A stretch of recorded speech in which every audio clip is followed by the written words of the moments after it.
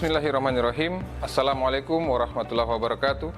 Salam sejahtera untuk kita semua. Shalom, namo buddhaya, salam kebajikan. Perkenalkan, nama saya Laode Muhammad Taufik Afoili SHMH, dosen pada Fakultas Hukum Universitas Halu Oleo dengan NU PTK 7449 7676 6831 7003. Pada kesempatan ini saya akan memaparkan mata kuliah yang saya ampu sesuai dengan bidang keahlian saya, yaitu Hukum Konstitusi. Video ini dibuat dan digunakan sebagai pemenuhan salah satu syarat penyusunan dokumen pernyataan diri dosen dalam Unjuk Kerja Tridharma Perguruan Tinggi atau PDD UKT-PT Sertifikasi Dosen Gelombang 1 tahun 2026. Mata kuliah ini ditujukan untuk mahasiswa pada semester 3 dengan kode mata kuliah HAA63022 dengan bobot 3 SKS dan dilaksanakan dengan 16 kali pertemuan. Di antaranya 14 kali pertemuan tatap muka dan 2 kali proses tes yang terdiri dari ujian tengah semester dan ujian akhir semester. Secara rinci, mata kuliah ini merupakan mata kuliah wajib yang bertujuan untuk membentuk pemahaman mahasiswa tentang konsep-konsep dasar konstitusi dalam bernegara. Di lain sisi, mata kuliah ini juga menjelaskan keberadaan Undang-Undang Dasar Negara Republik Indonesia tahun 1945 sebagai sebuah kerangka epistemologis dalam menelaah konstruksi kenegaraan, khususnya menyangkut formatisasi keberadaan Undang-Undang Dasar Negara Republik Indonesia tahun 1945 sebagai Konstitusi Indonesia, baik dalam formulasi bentuk, klasifikasi konstitusi, substansi dan kedudukan, serta peletakan konstitusi sebagai hukum tertinggi dalam kerangka konstitusionalisme dan perkembangan negara hukum modern. Selain itu, mata kuliah ini juga difokuskan untuk menegaskan kedudukan Undang-Undang Dasar Negara Republik Indonesia tahun 1945 sebagai sebuah instrumen pembatas kekuasaan melalui pengakuan bentuk-bentuk kekuasaan negara serta penataan organ pelaksanaannya, sekaligus juga untuk memberikan pemahaman terkait dengan pola relasi antara warga negara dan negara dalam dimensi pengakuan hak serta kedaulatan negara. Kesemua substansi tersebut merupakan wujud penyesuaian terhadap perkembangan dan dinamika konstitusionalisme. Olehnya, mata kuliah ini juga bermaksud untuk membentuk pemahaman mahasiswa tentang bagaimana relasi antara negara dan keberlangsungan lingkungan serta kontekstualisasinya pada peran konstitusi dalam mengantisipasi kondisi ketatanegaraan darurat. Capaian pembelajaran lulusan atau CPL pada mata kuliah Hukum Konstitusi ini melingkupi CPL 1, CPL 3, CPL 7, dan CPL 11 yang telah dituangkan dalam rencana pembelajaran semester dan telah divalidasi oleh Ketua Jurusan Ilmu Hukum serta Satuan Pengendali Mutu Jurusan pada Fakultas Hukum Universitas Halu Oleo. Di sisi lain, capaian pembelajaran mata kuliah yang diharapkan pada mata kuliah ini adalah CPMK 1, di mana mahasiswa diharapkan mampu untuk menganalisis sikap-sikap kenegaraan yang sejalan dengan konsep dasar konstitusi. Selain itu, pada CPMK 2, mahasiswa juga diharapkan untuk mampu menganalisis konsep-konsep dasar konstitusi yang meliputi definisi, unsur, sifat, klasifikasi, serta pengaruh konstitusionalisme dalam dialektika negara hukum. Selanjutnya, pada CPMK 3, mahasiswa akan dibekali kemampuan untuk menganalisis dan merumuskan penyelesaian permasalahan ketatanegaraan, baik dalam bentuk anotasi fenomena ketatanegaraan maupun dalam bentuk tinjauan holistik melalui penerapan metode berpikir yuridis berdasarkan kerangka teori, asas, dan norma hukum konstitusi dalam sistem hukum nasional sesuai dengan prinsip konstitusionalisme.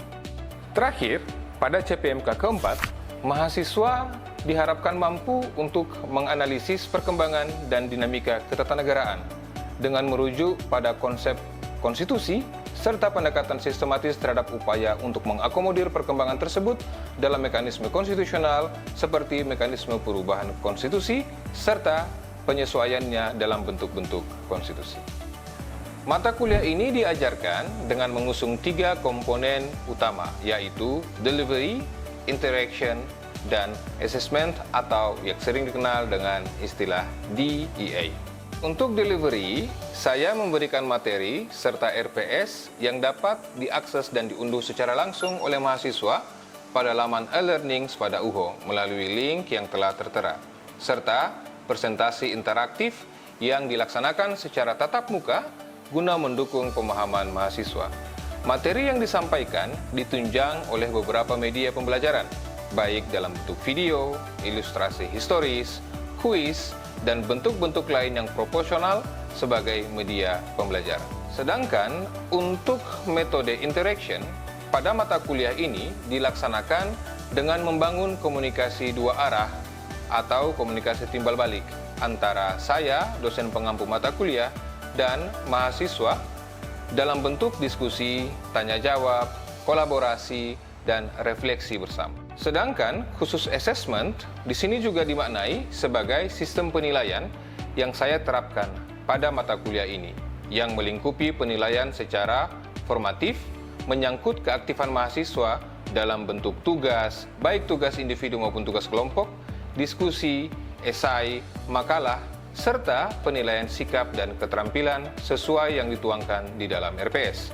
Selanjutnya, model yang juga digunakan sebagai sarana penilaian adalah model sumatif, yakni dilaksanakan dalam bentuk ujian tengah semester dan ujian akhir semester.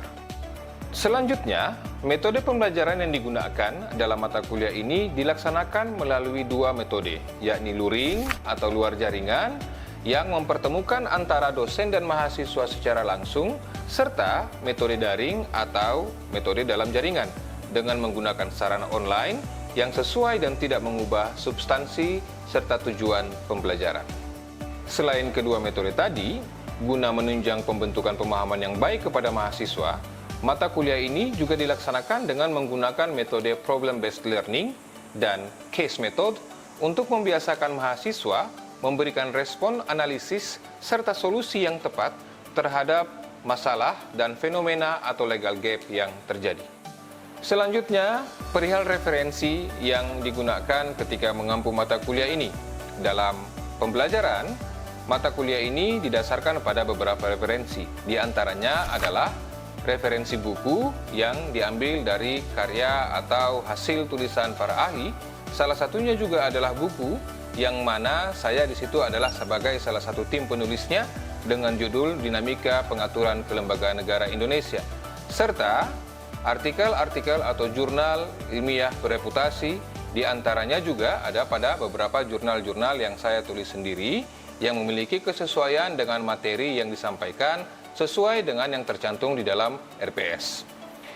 Artikel-artikel tersebut juga didasarkan pada kebaharuan dengan tujuan agar mahasiswa mampu mengikuti perkembangan pemikiran serta dialektika relasi antara hukum dan fenomena faktual yang terjadi dalam konfigurasi hukum, konstitusi, dan kenegaraan, khususnya di dalam sistem hukum Indonesia.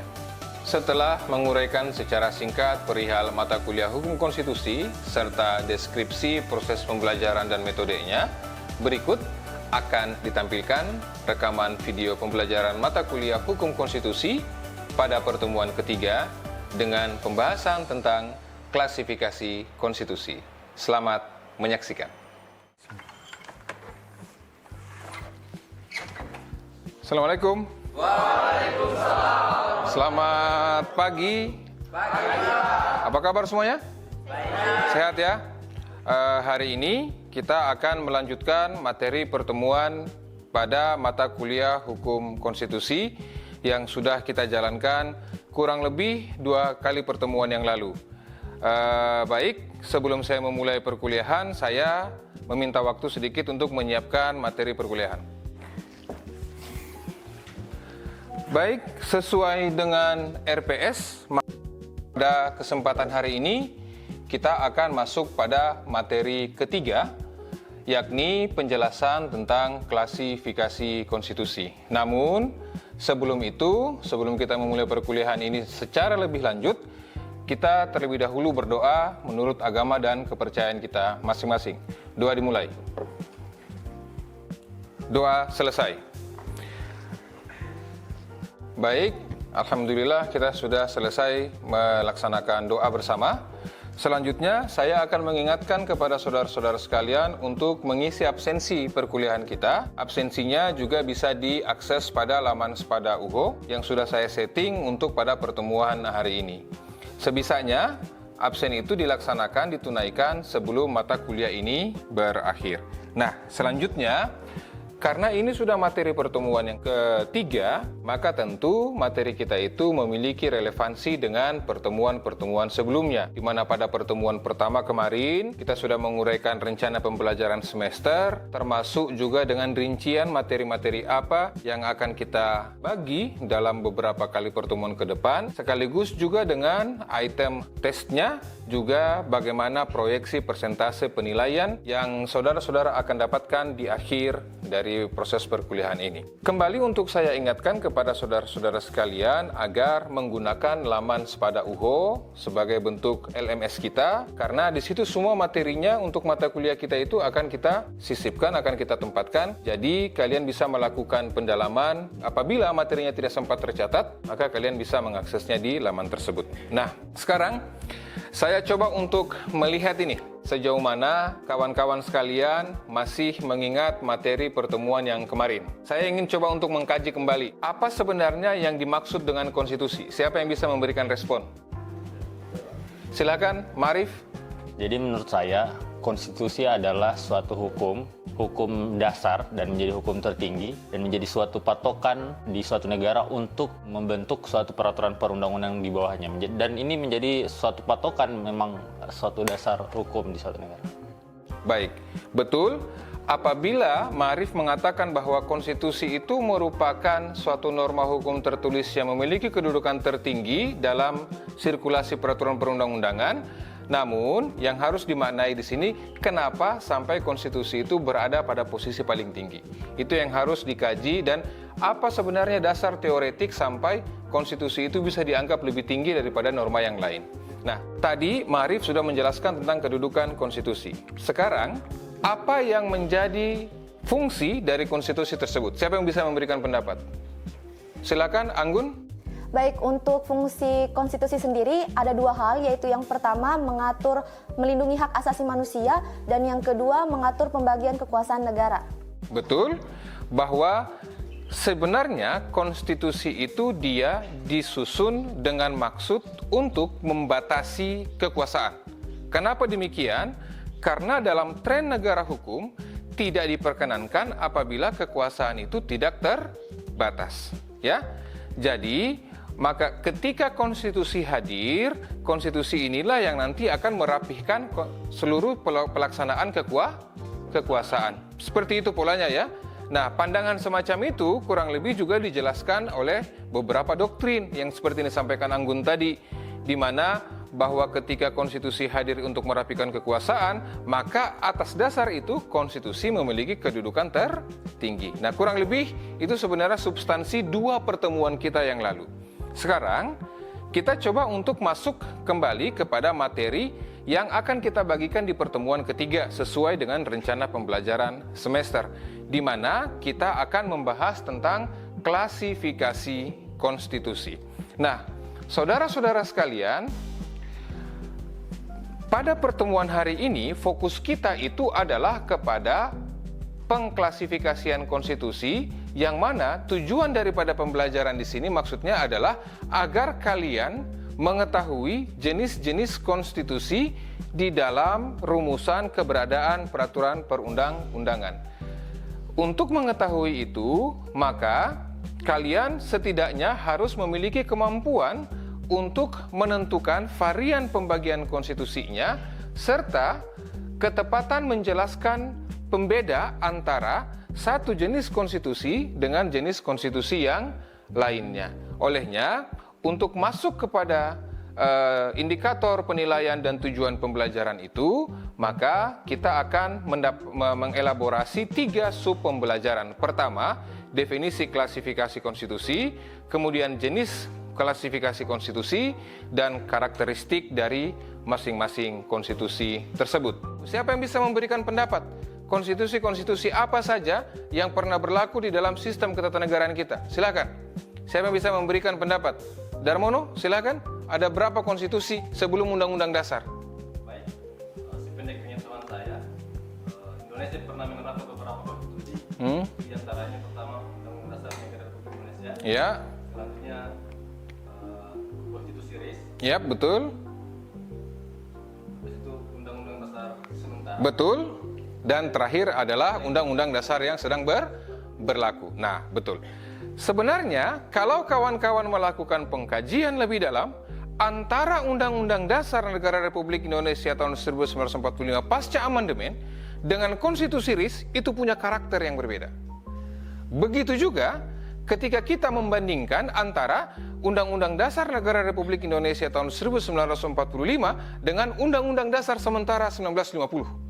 Itu punya karakteristik yang berbeda. Nah, karakteristik yang berbeda ini sebenarnya merupakan objektum litis dari klasifikasi konstitusi.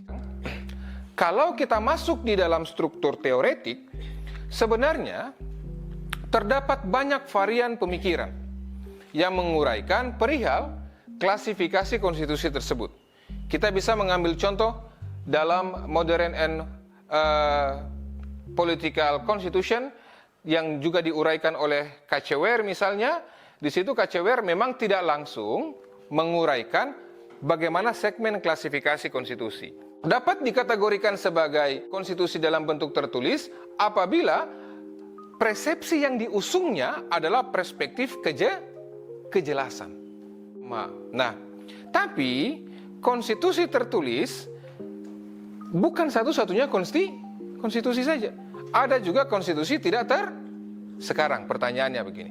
Kalau konstitusi tertulis karakternya dokumentatif, nah kalau konstitusi tidak tertulis, apa karakteristiknya?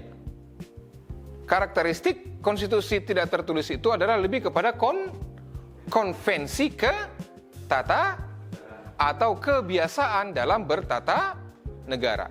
Hanya saja memang dalam praktiknya sekarang, konstitusi yang diterapkan pada negara hukum modern itu mayoritas menganut bentuk tertulis. Bahwa ada norma hukum itu yang tidak boleh bertentangan dengan norma hukum yang lebih tinggi. Bagaimana bunyi asasnya? Lex superior derogat legi. Lex superior derogat legi inferiori. Ketentuan hukum yang lebih tinggi akan mengenyampingkan undang-undang yang lebih. Atas dasar itu, undang-undang yang lebih rendah tidak boleh bertentangan dengan undang-undang yang lebih tinggi. Nah, bagaimana ketika kita melihat di sini karakternya Supreme Constitution atau konstitusi derajat tinggi? Perhatikan baik-baik. Di sini diperjelas bahwa ketika konstitusi itu menganut karakteristik sebagai the Supreme Constitution, maka keberadaannya itu pasti merupakan puncak dari semua peraturan perundang-undangan. Konstitusi itu induk dari semua peraturan perundang-undangan dan tidak boleh peraturan perundang-undangan lain bertentangan dengan konstitusi. Paham sampai di sini? Nah, kalau ada konstitusi derajat tinggi, berarti ada dong konstitusi derajat tidak tinggi. Betul, ada. Nah, bagaimana karakteristiknya konstitusi derajat tidak tinggi? Sebaliknya, bahwa kedudukan daripada konstitusi itu dia memang bagian daripada peraturan perundang-undangan, namun keberadaannya bisa disanding padankan dengan keberadaan norma hukum yang lain. Tidak bersifat paling tinggi. Paham sampai di sini? Baik. Sekarang kita masuk pada klasifikasi konstitusi jenis ketiga, yakni konstitusi berdasarkan dari kemungkinan penyesuaian substansi atau perubahannya. Nah, saudara-saudara sekalian, tadi kawan kita Darmono sudah menjelaskan bahwa ternyata kita pernah memiliki konstitusi lain selain Undang-Undang Dasar Negara Republik Indonesia tahun 1940. Berarti Undang-Undang Dasar kita pernah berubah dong. Konstitusi kita pernah berubah kan? Pernah mengalami perubahan kan? Nah, di sini perubahan itu terhadap konstitusi ini sangat dipengaruhi oleh karakteristiknya. Dalam konteks segmen kemungkinan penyesuaian substansi perubahannya. Selanjutnya, yang ketiga adalah konstitusi yang dipengaruhi oleh bentuk negara. Di semester 1 kalian ingat kan bahwa bentuk negara itu ada bentuk negara bentuk negara kesatuan dan cirinya kesatuan itu apa? Adanya keseragaman sistem Kalau konstitusinya menganut bentuk kesatuan atau berada pada negara kesatuan, praktis hanya ada satu paham? Karena mematok adanya Kalau konstitusi pada negara federasi, memungkinkan adanya beberapa konstitusi yang diletakkan secara sepadan. Karena pengaruh daripada federasinya. Nah, Indonesia menganut bentuk apa? Berarti konstitusinya kita ambil contoh nih, Malaysia menganut apa? Maka berarti karakternya cenderung pada konstitusi Isinya juga nanti akan mempraktikkan karakter kesatuan dan karakter federasi. Selanjutnya, konstitusi dari segi format jenis sistem pemerintahan ada apa-apa? Presidensil, cirinya presidensil apa? Eksekutif jauh lebih. Adanya kepala negara, kepala pemerintahan yang diletakkan pada satu jabatan. Sedangkan kalau parlementer, maka parlemen yang lebih praktis pengelolaan kekuasaannya pada konstitusi itu akan turut pula terpengaruhi. Kalau misal ketika suatu negara menganut menganut bentuk sistem pemerintahan presidensil, maka berarti pengelolaan kekuasaan di dalam materi konstitusi itu akan cenderung lebih menempatkan eksekutif jauh lebih dominan. Kalau parlementer akan menempatkan kekuasaan jauh lebih tersentral pada lembaga legislatif. Paham sampai di sini ya? Jadi, kurang lebih inilah beberapa jenis konstitusi. Sekarang, untuk menguji pemahaman kawan-kawan sekalian, kita coba untuk kuis. Yang mana kuis ini sebenarnya kita dasarkan dari semua materi kita yang sudah kita jelaskan tadi. Baik, kuisnya kita format dengan menggunakan media ini. Sudah di-scan semua kan? Sudah bisa masuk di kuisnya? Baik, kita mulai ketika saya mengaktifkan aplikasinya. Kalian bisa mulai menjawab mulai dari sekarang.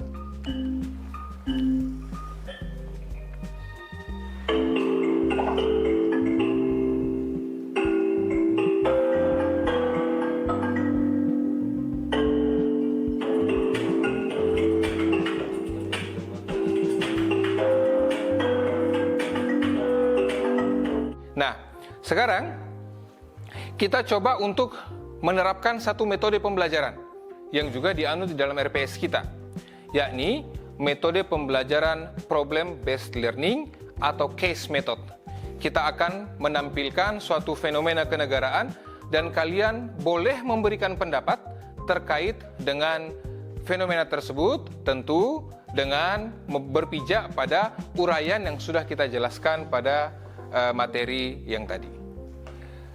Baik, saya akan coba untuk menyetingnya terlebih dahulu. Nanti setelah itu kalian boleh memberikan pendapat.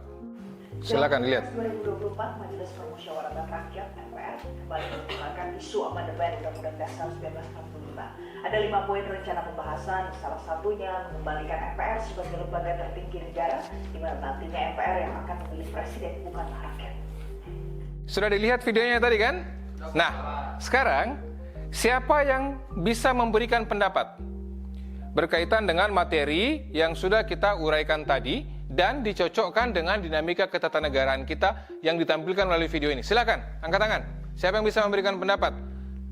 Ya, Arif, silakan. Ya, baik Pak. Dari video tadi sebenarnya menggambarkan tentang konstitusi Indonesia yang isunya ada keinginan untuk diubah. Namun endingnya tadi dijelaskan bahwa tidak semudah itu untuk mengubah konstitusi Indonesia. Nah, kemudian jika kita hubungkan dengan materi tadi mengenai pengklasifikasian konstitusi, ada salah satu bagian yang dari segi kemudahan untuk mengubahnya. Nah, ada dua, yakni rigid dan fleksibel. Maka jika dihubungkan dengan video tadi, itu menggambarkan bahwa konstitusi Indonesia itu menganut konstitusi yang bentuknya rigid, ketidakmudahan untuk diubah secara seperti mengubah undang-undang yang pada umumnya.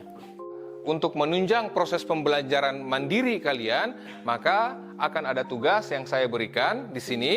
kalian boleh membuat makalah di mana makalah ini berisikan tentang klasifikasi 4 jenis konstitusi ini.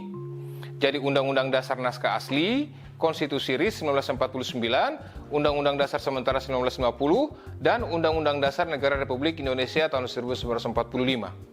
Kalian klasifikasikan masing-masing konstitusi ini berdasarkan dengan 5 pendekatan yang sudah kita uraikan tadi sebagai klasifikasi konstitusinya. Tugasnya dimuat dalam format makalah dan wajib merujuk kepada referensi-referensi yang tervalidasi.